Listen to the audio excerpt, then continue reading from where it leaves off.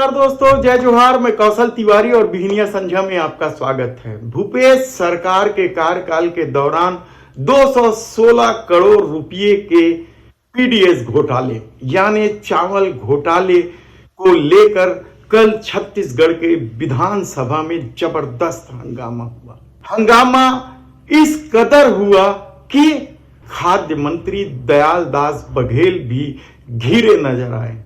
उन्होंने हर संभव कोशिश की कि इस मामले में कार्रवाई हो चुकी है और इसे सदस्य मान लें, और यहां तक कहा कि यह पूरा घोटाला पिछले कार्यकाल में हुआ था, उनके लिए वे दोषी नहीं है। लेकिन सत्ता पक्ष के विधायकों ने जमकर हंगामा मचाया और अंतोगत्वा ये हुआ कि विधानसभा की समिति से जांच करने का निर्णय लिया गया।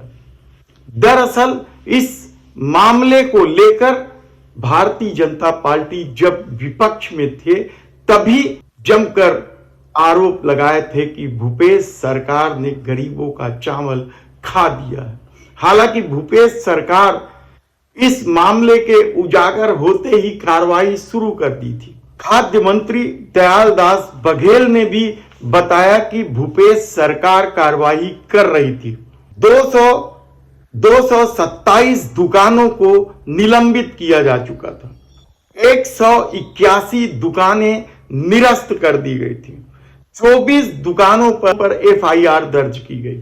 24 मार्च 2023 की स्थिति में 5,882 दुकानों का 54,240 टन चावल की राशि 192.65 करोड़, 5,442 दुकानों में 2,807 टन शक्कर की राशि 10.49 करोड़, 3,771 दुकानों में 2,440 टन चना की राशि 1,334 करोड़ रुपए की गड़बड़ी पाई गई थी। हंगामा जमकर मचा और अंततः यह घोषणा करनी पड़ी कि विधानसभा सदस्यों की समिति से इस मामले की जांच कराई जाएगी। पीडीएस घोटाले को लेकर जो जांच समिति बनाए जाने की घोषणा की है, वह याद दिलाने के लिए काफी था कि इससे पहले 13 साल पहले विधानसभा की जांच समिति बनी थी।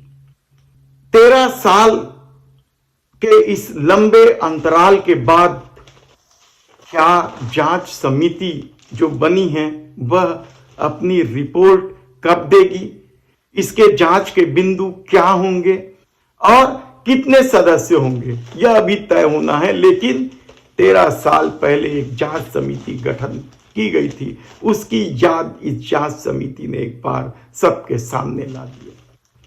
13 साल पहले एक जांच समिति बनी थी, 5 सदस्यीय जांच समिति, जिसमें जांच के बिंदु तय किए गए थे और मामला था रोकदा बांध को बेच देने का।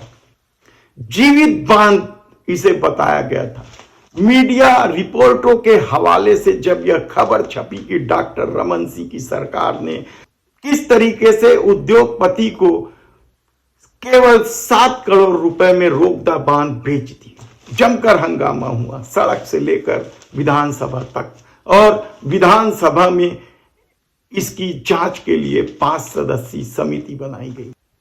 नारायण चंदेल की अध्यक्षता में बनी इस समिति में सत्ता पक्ष की तरफ से देवजी भाई पटेल, दीपक पटेल और कांग्रेस के धर्मजीत सिंह और मोहम्मद अकबर सदस्य बनाए गए थे। इसमें से धर्मजीत सिंह भारतीय जनता पार्टी में चले गए। इस 5 सदस्यीय समिति ने बाकायदा दौरा भी किया, लोगों से बातचीत की। इस समिति को जो जिम्मेदारी दी गई थी और जांच के बिंदु तय किए गए थे वे समझ लो। पहले किन परिस्थितियों में बांध को बेचा गया है, यह पहला जांच का बिंदु था।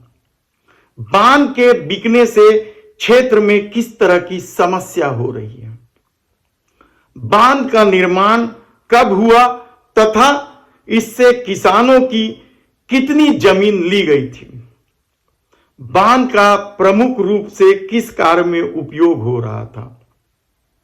बांध बिकने के पूर्व इसकी ग्रामीणों को खबर दी गई थी या नहीं दी गई थी। ये जांच के बिंदु थे रोगदा बांध के। लेकिन जांच रिपोर्ट क्या हुआ यह हम आपको बताएं उससे पहले बता देते हैं कि केएसके महानदी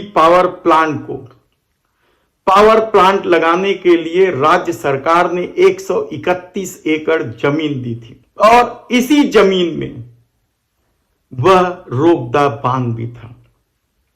छत्तीसगढ़ के जांजगीर चांपा जिले के अकलतरा विकास खंड के नरियरा गांव क्षेत्र में हैदराबाद की KSK Mahanadi power plant company ने 3600 मेगावाट का पावर प्लांट स्थापित करने के लिए राज्य सरकार से एमओयू किया। अधिग्रहण की कार्रवाई के बाद पावर प्लांट का निर्माण तेज गति से चल रहा था। तेज गति से एकदम बिजली की रफ्तार से चलने लगा था। लेकिन अचानक यह पावर प्लांट सुर्खियों में आने लगा क्योंकि वह बुलडोजर लेकर बांध में पहुंच गया। तब पता चला कि 48 साल पहले यानी अब की समय में उसकी गणना की जाए तो 58 करीब 60 साल हो गए। तो उस बांध को पता चला कि केएसके महानदी पावर प्लांट को केवल 7 करोड़ में बेच दिया गया।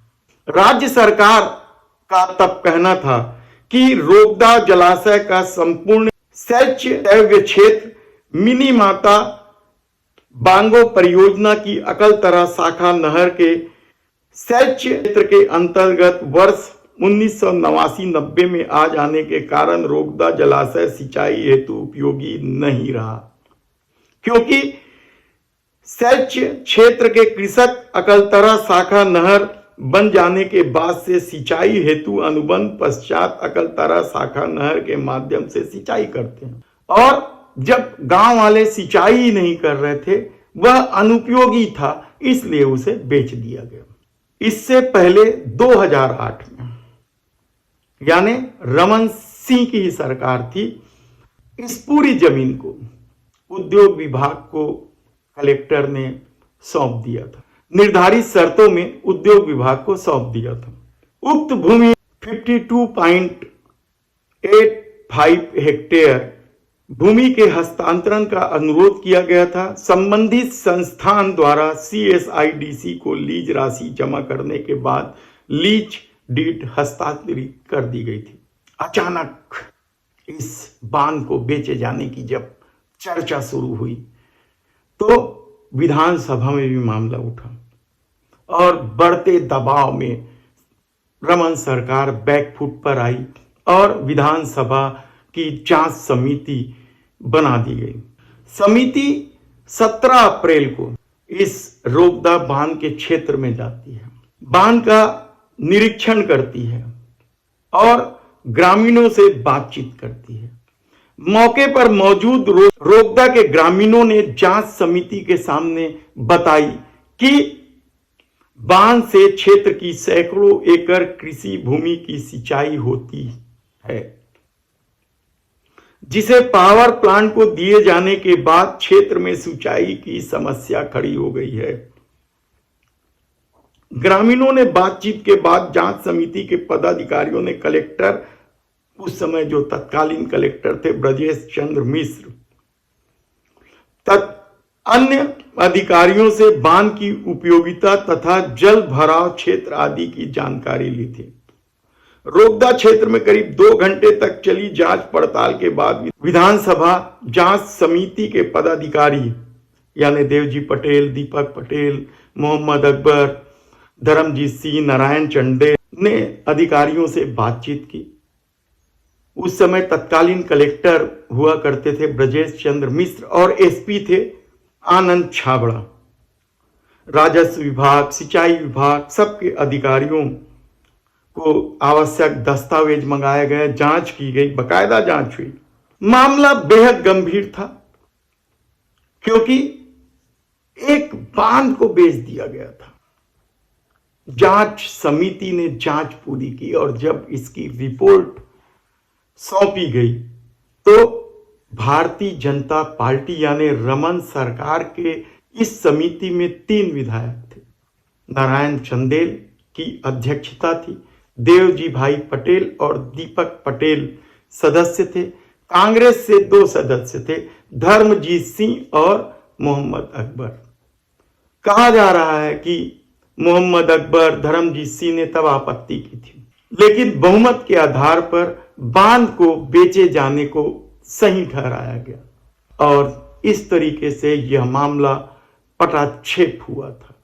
अब बीडीएस घोटाले को लेकर जांच समिति बनाई जा रही है, मंत्रणा की जाएगी। संसदीय कार्य मंत्री और नेता प्रतिपक्ष इस मंत्रणा करके जांच समिति के सदस्य बनाएंगे।